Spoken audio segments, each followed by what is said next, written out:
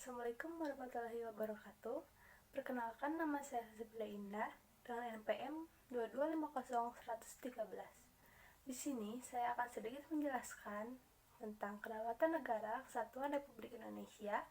Bagian pertama yaitu tentang teori kedaulatan. Hakikat dan teori kedaulatan.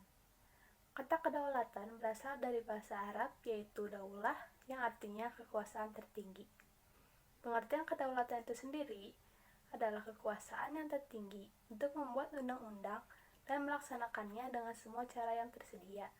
Oleh karena itu, kedaulatan rakyat membawa konsekuensi bahwa rakyat adalah pemegang kekuasaan tertinggi dalam kehidupan bermasyarakat dan bernegara. Kedaulatan rakyat berarti juga pemerintah mendapatkan mandatnya dari rakyat, oleh rakyat, dan untuk rakyat. Pemerintahan oleh rakyat mengandung pengertian bahwa pemerintahan yang ada diselenggarakan dan dilakukan oleh rakyat sendiri. Tiap pemerintahan seperti ini disebut dengan demokrasi. Demokrasi adalah pemerintahan dari, oleh, dan untuk rakyat. Keterlibatan rakyat dalam membentuk pemerintahan sebagai wujud pelaksanaan kedaulatan rakyat dilaksanakan melalui pemilihan umum. Pelaksanaan prinsip kedaulatan rakyat dapat dilakukan melalui demokrasi langsung dan demokrasi perwakilan. Demokrasi langsung berisikan rakyat mengambil bagian secara pribadi dalam tindakan-tindakan dan pemberian suara untuk membahas serta mengesahkan undang-undang. Sementara itu, dalam demokrasi perwakilan rakyat, memilih warga lainnya sebagai wakil yang duduk di lembaga perwakilan rakyat untuk membahas dan mengesahkan undang-undang.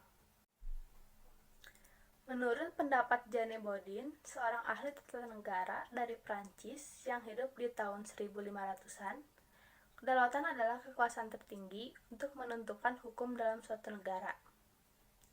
Kedaulatan memiliki 4 sifat pokok, yaitu yang pertama, asli. Artinya, kekuasaan tidak berasal dari kekuasaan yang lain yang lebih tinggi. Yang kedua, permanen.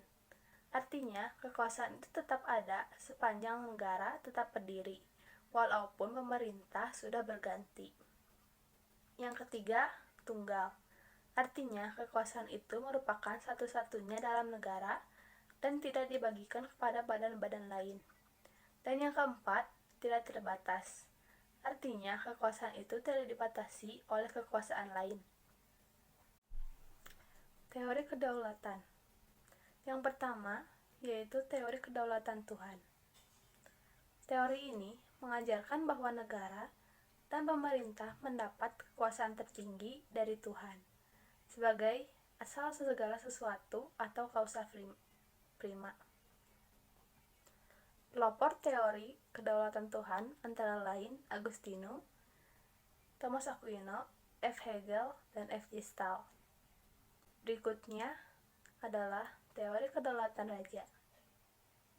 Pada abad pertengahan, teori kedaulatan Tuhan berkembang menjadi teori kedaulatan raja, yang menganggap bahwa raja bertanggung jawab terhadap dirinya sendiri.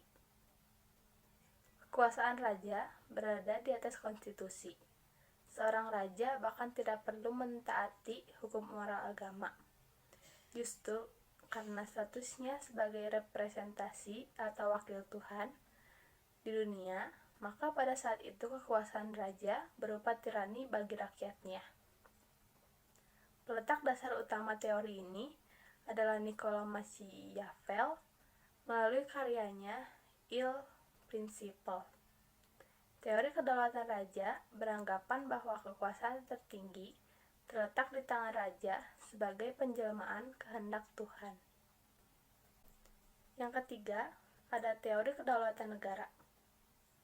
Menurut teori kedaulatan negara, kekuasaan tertinggi terletak pada negara.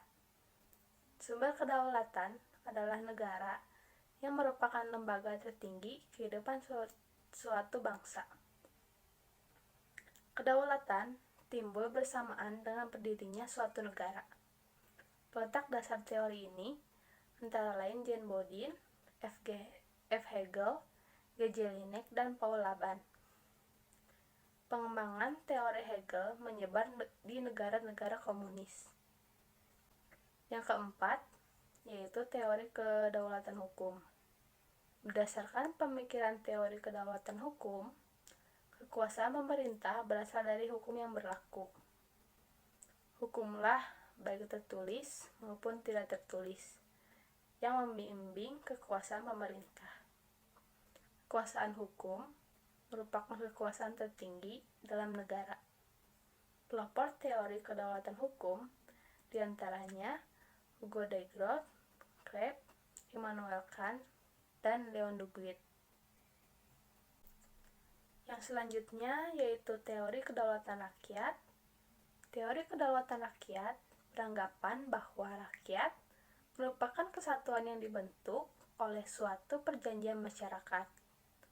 Kemudian, sebagai pemegang kekuasaan tertinggi, rakyat memberikan sebagian kekuasaannya kepada penguasa yang dipilih oleh rakyat, dan penguasa tersebut harus melindungi hak-hak rakyat.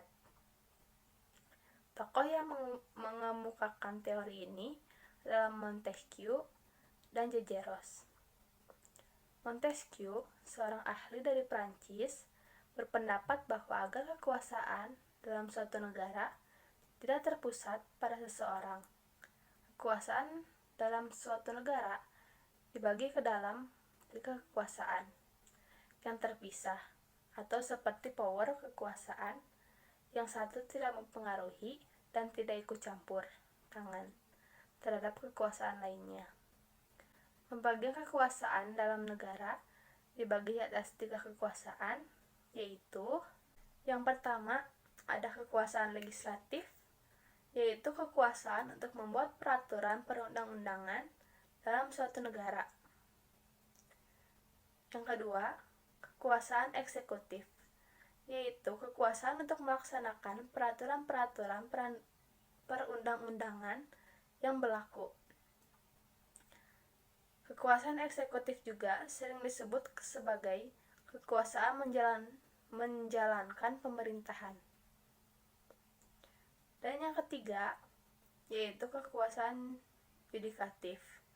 Artinya, kekuasaan untuk menegakkan peraturan perundang-undangan yang berlaku apabila terjadi pelanggaran. Kekuasaan yudikatif sering disebut sebagai kekuasaan kehakiman.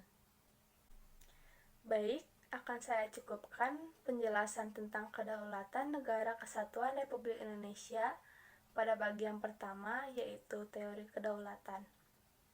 Semoga dapat dipahami dengan baik, dan terima kasih atas perhatiannya. Semoga bermanfaat.